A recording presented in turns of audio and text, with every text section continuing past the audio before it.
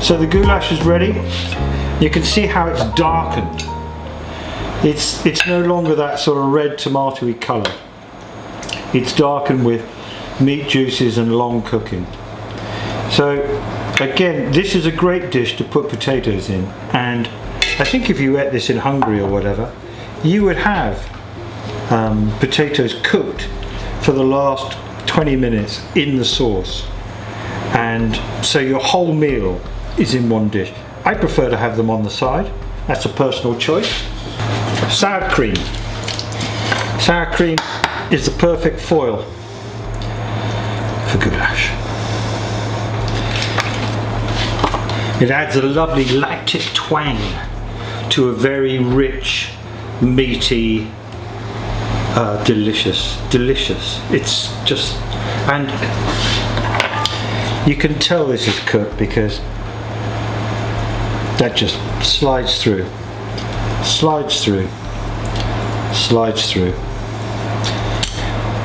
Nice and tender, and I would have boiled potatoes on the side, and good to go.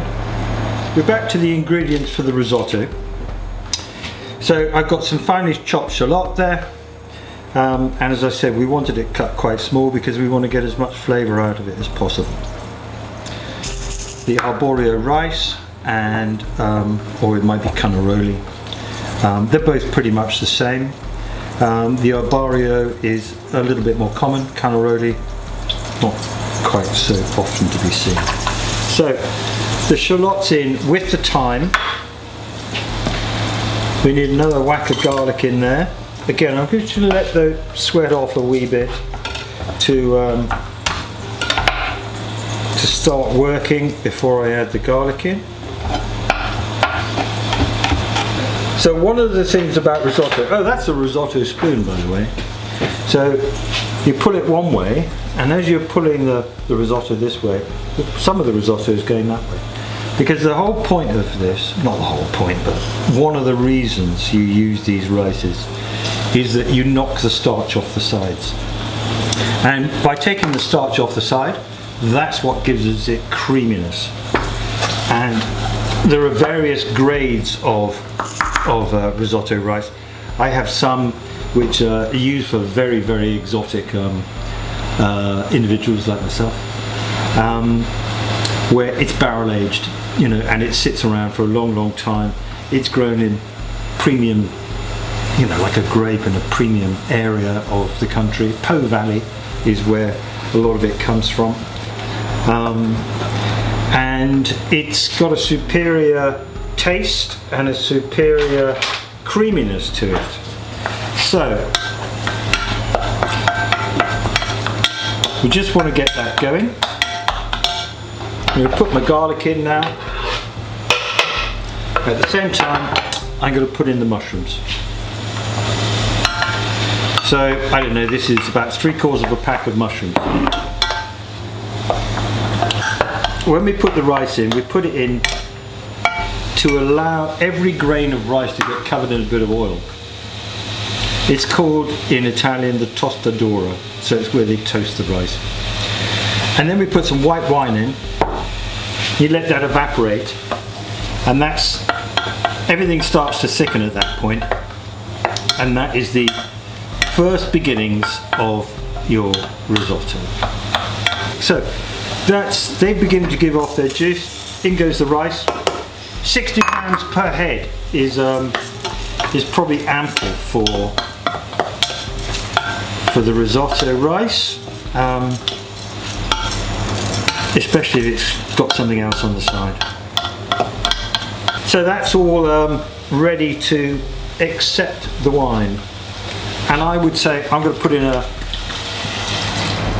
all of it is what I'm going to do.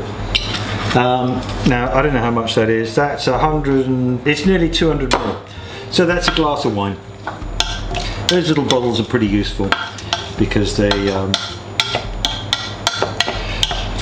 you use them all in one go, and then the wine doesn't get all bitter and twisted and go sour on you.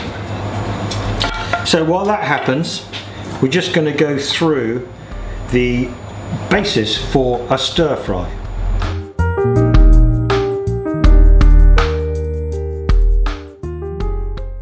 while this risotto is coming up to heat, ready for the stock, we're going to start on the stir fry. Again, we've got chicken thighs. These have been boned out, bought them from the supermarket like that. And the thing with the stir fry is that everything has got to be cut really quite small or thin, as in this case, because you want it cooked quickly.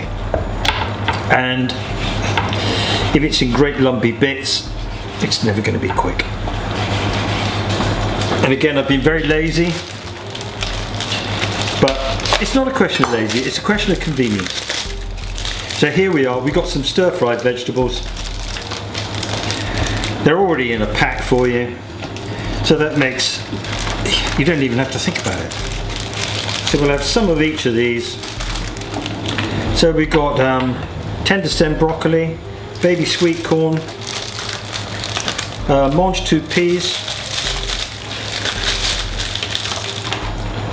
a chilli, a bit tired that one, and a couple of spring onions. So out of this, again,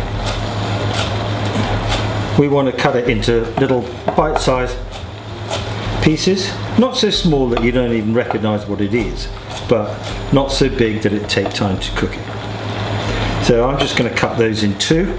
So you've got those two bits there. They're quite nice and thin stalked already, so they won't take too long to cook. And you don't want it too well cooked. You want it to have a little bit of crunch. These mange tout peas, that's a good size, I would say. Spring onions, not being very well trimmed. Again, cut them on the bias. And then there's more surface area to get to the heat, so it'll cook a bit quicker. If they're very thick, you might want to cut them down the way through and then cut them on the bias. They will break up a bit more. So back to the risotto. Sorry to jump back and forth, but that's beginning to thicken now. So the rice is beginning to absorb the wine. It's not quite there, but you need to keep an eye on risotto, because when it starts to, because it's got so much starch in it, it can catch quite easily, and then scrape it all off the bottom, and it's just not great. It's not what you want to do, really. So in a perfect world we have a wok, but we don't live in a perfect world. I do have a wok, but I'm going to show you how to do it in a regular frying pan, because you're going to have a frying pan, you may not have a wok. You just want to get it nice and hot, and you want to stir fry the different things at different times. So that is going to take more time to cook than that, and that doesn't really need to cook that much as heat through. And those just really want to be shown the heat, just so they're warmed, because you want the crunch of those, you want that freshness. Just chop up this chilli a wee bit.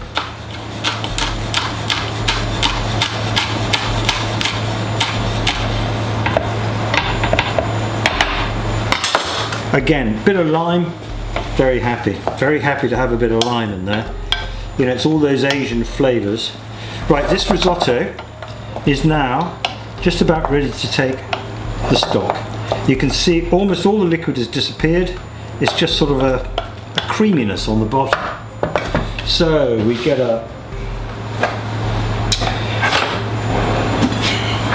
that's probably a bit too big. That's a big boy one. So a couple of ladlefuls of hot stock, two and a bit. Stir it in. And the thing is about having hot stock, this doesn't have to constantly come up to temperature because you put something cold in. So it's cooking straight away. The minute you put that in, it continues to cook immediately. This particular risotto, sometimes when I can get them, you can get a a mushroom stock cube, and it really makes it absolutely fantastic. Very beautiful with lamb, with a lamb steak or some slow cooked shoulder of lamb. Instead of roast potatoes on a Sunday, a lovely mushroom risotto. Beautiful thing. I'm not going to get all Jamie on you, but it is a beautiful thing. So, get myself a pan, ginger and garlic. It's got to be in there. It doesn't want to be in there very long before you put everything else in. So a nice bit of oil in there. The fragrance of that is just coming straight up off the pan. Absolutely delicious. Beautiful garlic there.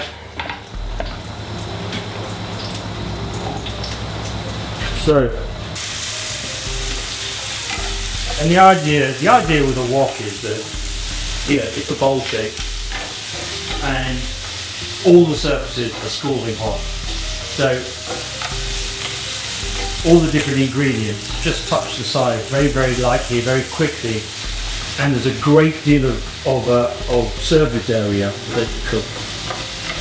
So they do cook exceptionally fast. If this was done on a wok, you'd already have colour on the edges of that chicken.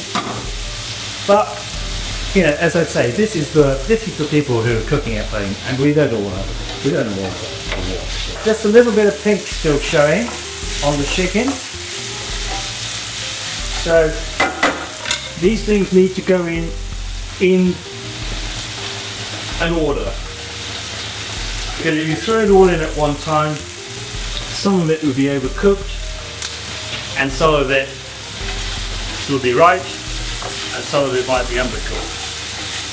So I'm going to add just a little bit of soy sauce now. Not too much, because it's quite strong stuff. Again, a bit more moisture. So in with the corn. So we just really want to eat that through. Ooh. So the mange tout in. We'll put the spring onions in at the same time, and the chilli.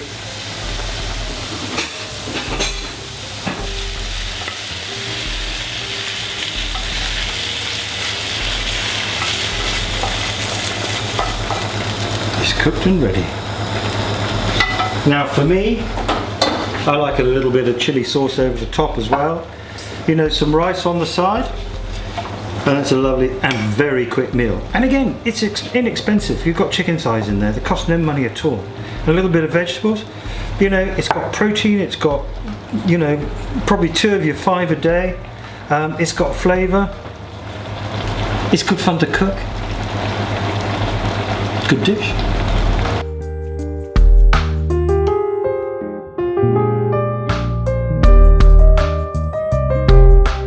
We're going to use the stick blender now, and this is the soup, which is cooked right out, and that's what the stick blender does. It's got a little blade which spins around at great speed, and you want to just stand away. It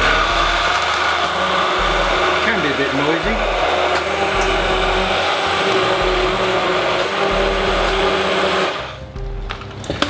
So that is the soup, sort of not quite fully blended, and I would probably wish to have it like that.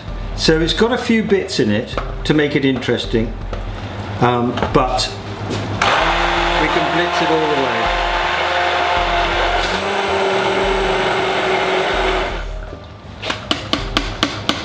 And that is a nice pureed soup now. So quick, so easy. I'm going to taste it just to see that it's up to speed.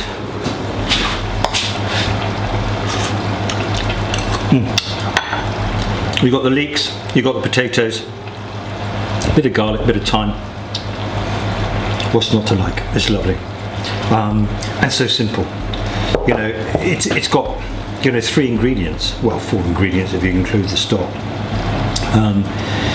You know, you can finish that with a bit of cream. You can finish that. Let's put some in a bowl and see how it looks. So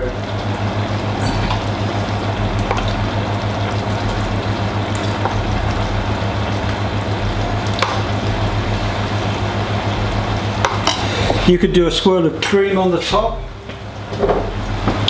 You could do a swirl of olive oil, which is very nice. That brings out the sort of the flavour of the olive oil very nicely because it's gently warmed.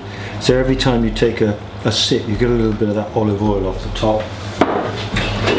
If you, you know, if it's near Christmas, you can get some of this, which is truffle oil. But you have to be terribly, terribly careful with it. It requires the tiniest bit because it can be quite overwhelming. And when a dish has got too much truffle oil in it, it's pretty vile. So that's your soup. And again, you know, whatever you can think of putting in a soup, you can put in a soup. You know, it can be meat, it can be fish, it can be vegetable, it can be a combination. It's a really, really good thing to have. So the risotto is now cooked. We've given it as much stock and so on. So it's still al dente. So it's still got a little bit of bite. If you opened up one of those grains, the very center would be just slightly chalky. So some parmesan, grated parmesan, in it goes. And if I can find it, yes I can. A disgusting amount of butter. Actually, that's not too bad for me. We stir all that in, and what we want to do is allow that then to sit for a few minutes, just to let it come together. Let the cheese and the butter just sit and make friends with the risotto rice. So that's quite rich, nice with a bit of meat. Again, you want something sharp on the side. So either a nice really bitter vegetable, cavolo, something like that, just to cut through the richness. Now the Italians have an expression for the way that risotto should be cooked, and that is al onda, which means like a wave. So you should be able to do that with a risotto. It's got to be able to move. And when it's like that, it is just lovely. Again, you could put a little bit of parsley over the top, a few gratings of parmesan if you wanted to, but it's got plenty. It doesn't need to be pretty, it doesn't need to be all fussy, it just needs to taste really good, and this one tastes really, really good. Mushroom risotto, very simple.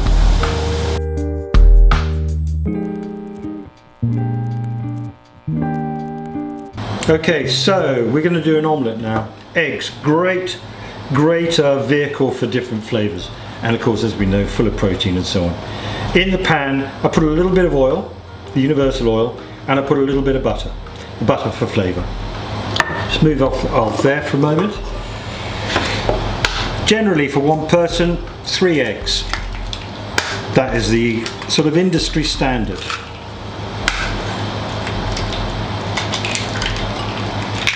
You don't want to add water, milk, cream, or anything else to these.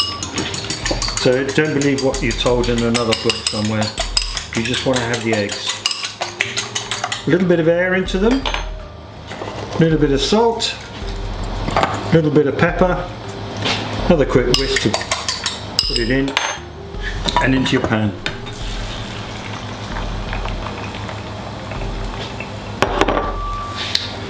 So, the technique with an omelette is to drag it like this. You drag the curds across until it's coming on set.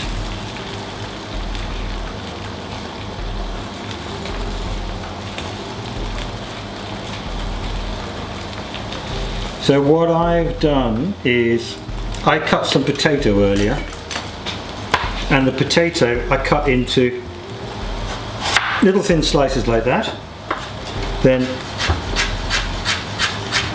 into little matchsticks, and then across into a very, very tiny dice. And that's these here. So I'm going to put the cheese in next because I want that to start melting. This is a cheese, ham and potato omelette. What a great meal. What a great meal. Put a bit of ham in there. And this is, again, it's not your supermarket nasty, you know, sin. It's got a bit of bite to it. So, just going to let some of the egg flow underneath.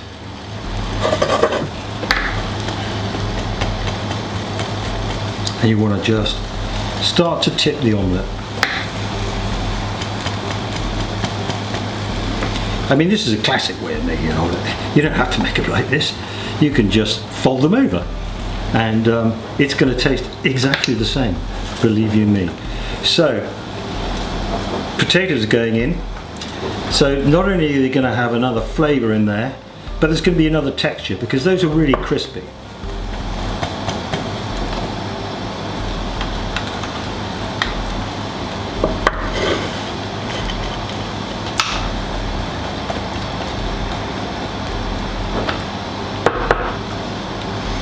And turn them over one more time, and there we are. There's your omelette. Now, different people like to eat their omelettes in a different way. The cheese has got to be melted because it's just not nice to come across uncooked cheese in the middle of your omelette. The egg should be still slightly gooey in the middle. And the French have an expression for it, which you may not want to repeat. It's called baveuse, which means baby snot. So it should have the texture of baby snot in the middle. Just a tiny bit of undercooked egg. And that's the way it goes. So, what else do you need? You need a salad, a nice tomato salad on the side. Tomatoes sliced with a little bit of red onion, sorry. Bit of parsley in there. Little bit of balsamic vinegar. It cuts all that richness and it'll be absolutely delicious. So, let's plate up.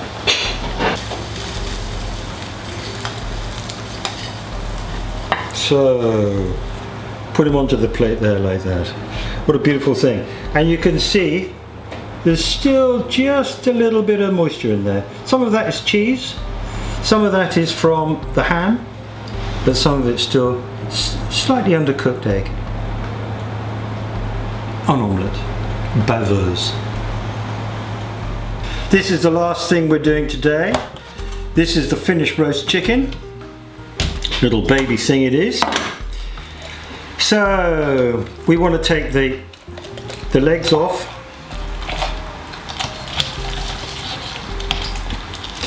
And in our house we like a whole leg each, but in most houses you cut it in half. Oops, shouldn't do that. So then, if you've got a sharp knife, which I don't at the moment, you take some nice slices off the side there. You can see with this where all the saffron was, and that saffron flavour has come through to the sauce, to the gravy, and so you'll have this really lovely sort of warming background spice to the gravy. And it, you know, if you didn't know it was saffron, you wouldn't know it was saffron. And no one would say, oh, you've ruined a Sunday lunch by putting saffron in there, because it's just something almost indefinable which sits in the background. Now this has been resting for a very long time, so the skin isn't crisp anymore, but you can always take the skin off, put it out, put it back in probably a shallower tray than that, one that comes up to about there, and flash it back through a hot oven, and that'll just crisp up the skin for you. So there we are. That's your chicken. That's probably portion for a small person. So our roast potatoes are just just crunchy, and you know, there's nothing to it. Parboil them for 10 minutes, or a little bit less depending on the age of the potato. You know, you can never be absolutely certain. But use the right potato. So you want Maris Piper or a Desiree. They fluff up, they make very good mash as well. And when they start to just crumble on their edges, that's when you want to take them out of drain them of their water and just rumble them around in your pan, just to break up the edges and make them, because that's how you get all this crispiness. And then hot oil, make sure the oil's hot, so they start to fry the minute they go into the hot oil, and everything's hot as they're going into the oven. Absolutely delicious. That's actually solidified up a bit now because we made it a couple of hours ago, but it's a good consistency. It's going to just hold on to everything it touches.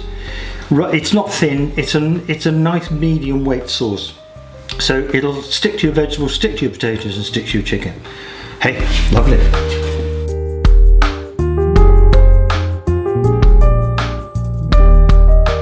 Okay, so we've done 10 dishes today. 10 dishes to save your life.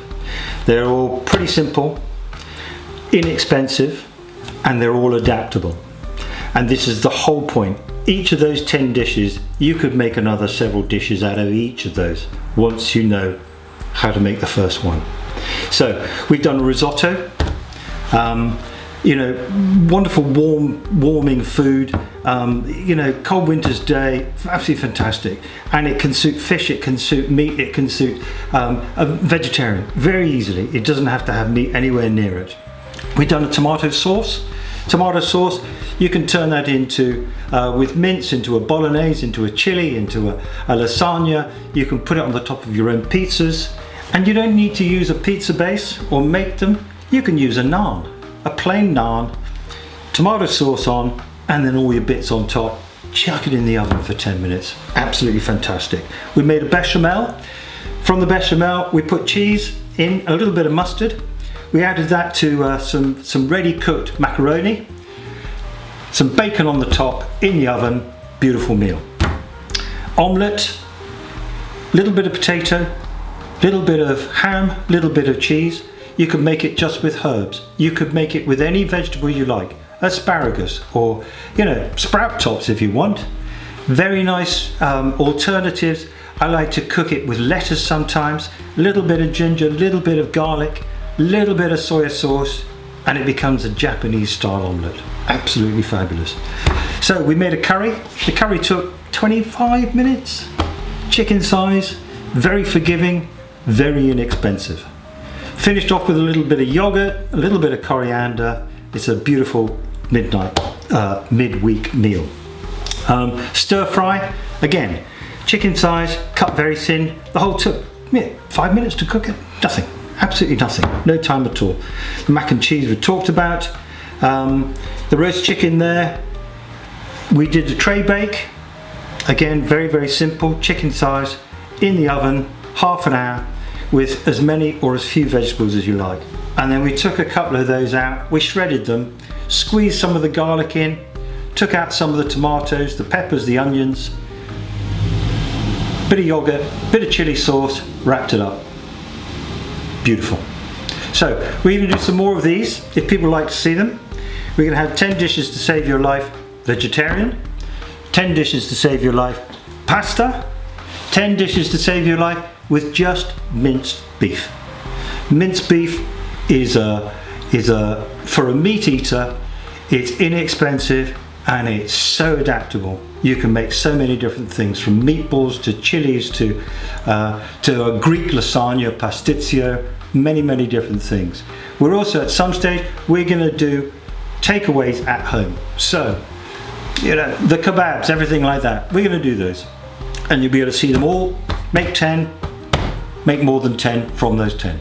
That's it. Hope you enjoyed it. Bye-bye.